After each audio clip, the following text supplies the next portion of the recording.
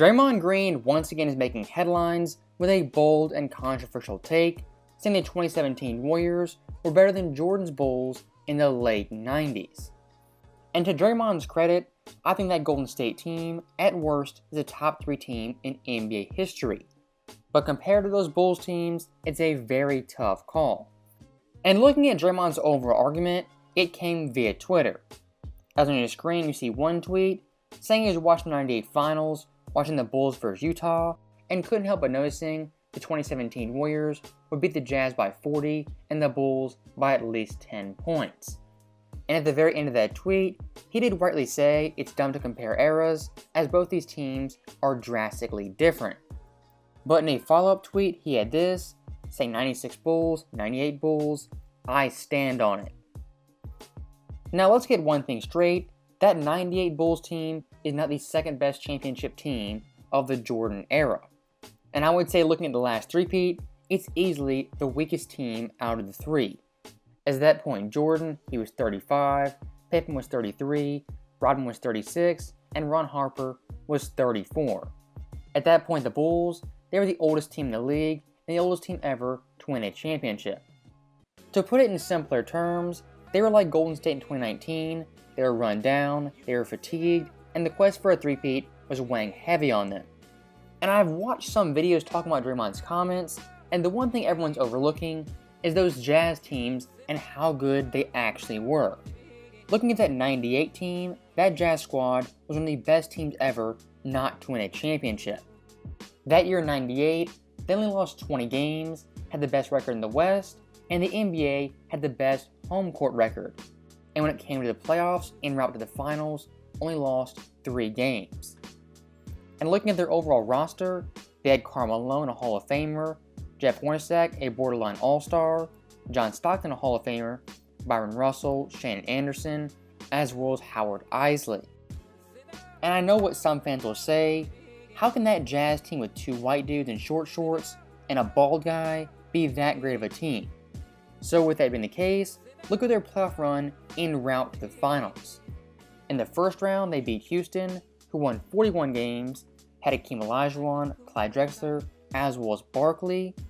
Yes, that Rockets team, they were older, but their superstars were the same age as Karl Malone, as well as John Stockton. And looking back at the previous year, 97, that same Rockets squad made the conference finals. And looking at the second round, they played the Spurs, who won 56 games, had Tim Duncan, as well as David Robinson. And the following year, 99, that same Spurs core won a championship beating the Knicks.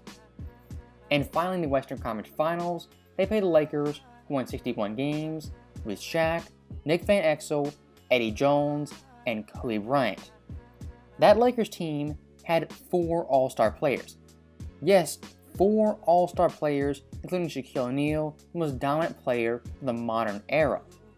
And of course, in the NBA Finals, they played the Bulls in a very competitive series, as 5 out of the 6 games were decided by 5 points or less.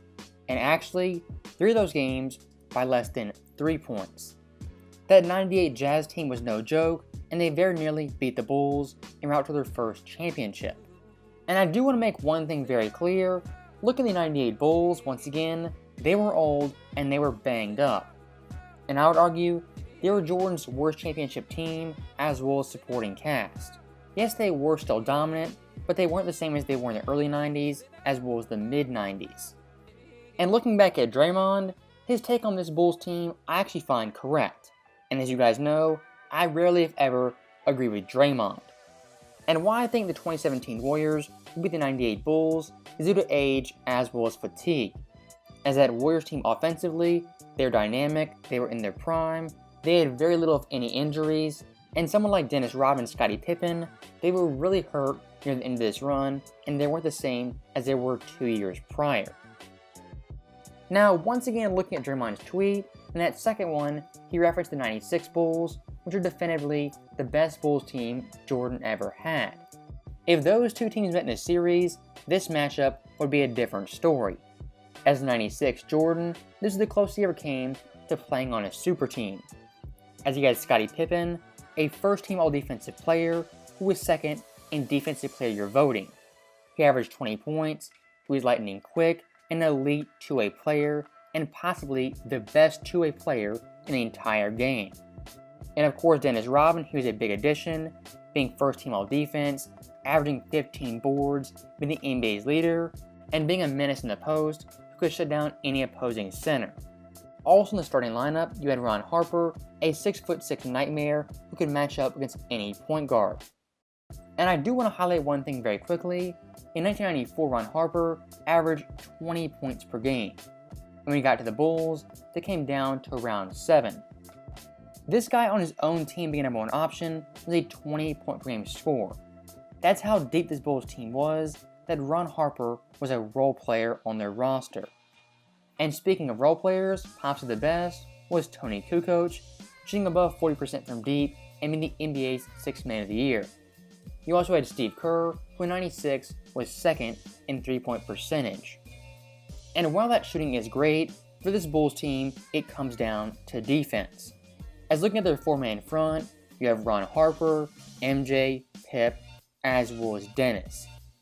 I don't know about you guys, but they're the scariest frontline NBA defenders I've seen on a basketball court. And compared to the small ball 2010s, this team defensively would absolutely feast, as all four of those guys can guard multiple positions, they can switch on pick and rolls, and they have length as well as speed.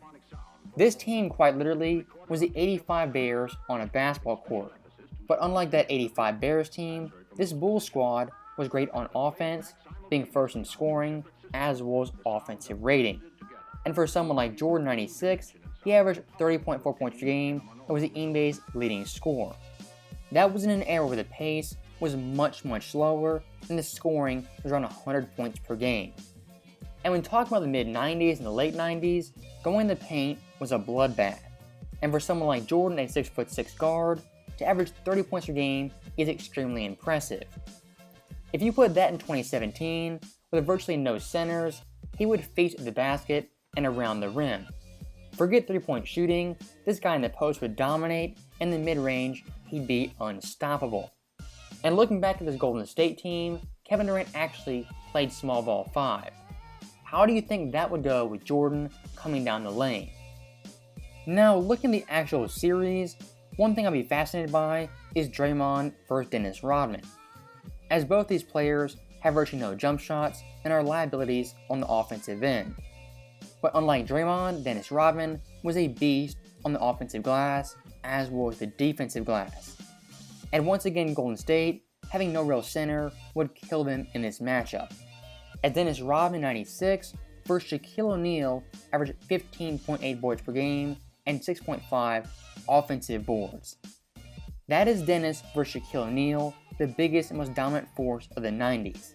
How do you think it would go versus Draymond Green, an undersized power forward? Now, looking at the offensive end of the floor when it comes to Kevin Durant, he's a deadly and unstoppable scorer. But in the past, we've seen great defensive wing duos slow him down and even stop him. Look at 2013 versus Memphis, where he shot 42% from the field and an awful overall series. Even 2016 versus the Warriors, in the second half of that series, he was absolutely dreadful.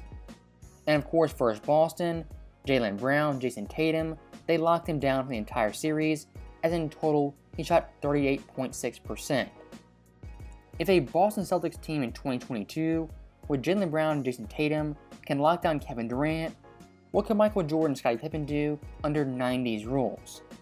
And looking at the Warriors MVP, that of course is Steph Curry.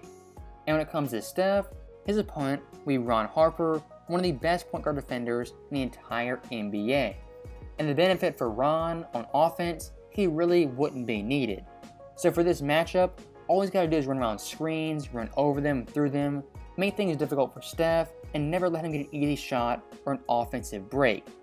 It's a very tall task, and Steph would still get his numbers, but make it difficult and make him be less efficient. If you limit Steph Curry, that Golden State offense starts to sputter and completely falls off the tracks. And one last thing I do want to touch on is Michael Jordan versus Klay Thompson or Andre Iguodala. Both Klay and Andre are great defenders, but compared to Jordan, they're not stopping this guy. Jordan versus this Golden State team, at worst, is averaging 35 points per game. due to the increased pace, better spacing, no centers, and less physical defense.